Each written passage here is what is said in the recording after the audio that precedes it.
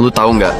Dulu orang yang pertama kali membuktikan bahwa mesin uap bisa berjalan di darat bukan profesor jenius atau bangsawan kaya, tapi anak desa tambang yang dianggap bodoh sejak kecil.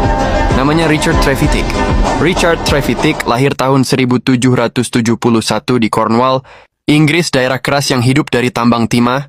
Ayahnya adalah pengawas tambang, dan sejak kecil Trevithick sudah dikelilingi mesin uap, pompa air, dan suara besi panas.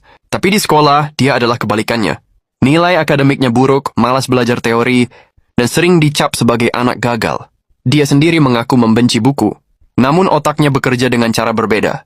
Ia belajar dengan melihat, menyentuh, dan membongkar mesin.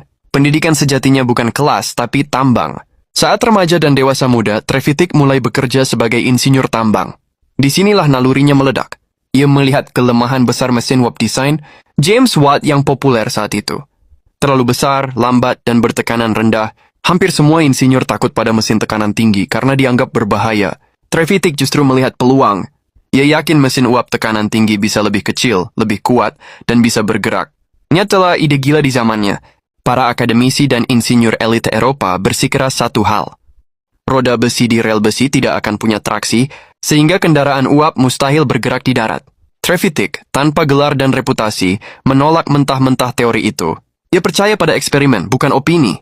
Tahun 1801, ia membuat kendaraan uap jalan raya pertama. Bernama Puffing Devil, mesin itu benar-benar bergerak sendiri. Membuat publik tercengang, tapi ia tidak berhenti. Puncaknya terjadi tahun 1804 di Penyidaren, ketika Trevithick membangun dan mengoperasikan lokomotif uap pertama di dunia yang menarik, gerbong berisi besi dan manusia.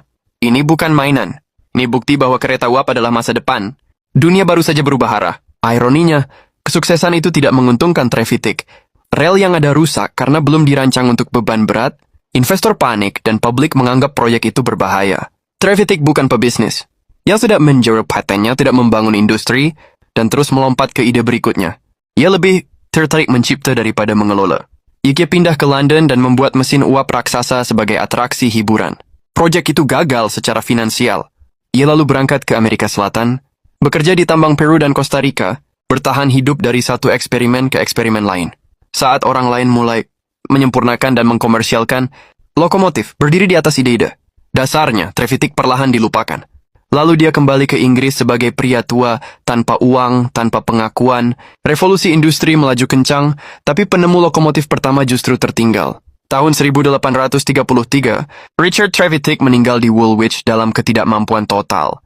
Ia tidak punya uang sepeser pun. Pemakamannya harus dibayar dari sumbangan kecil rekan-rekan.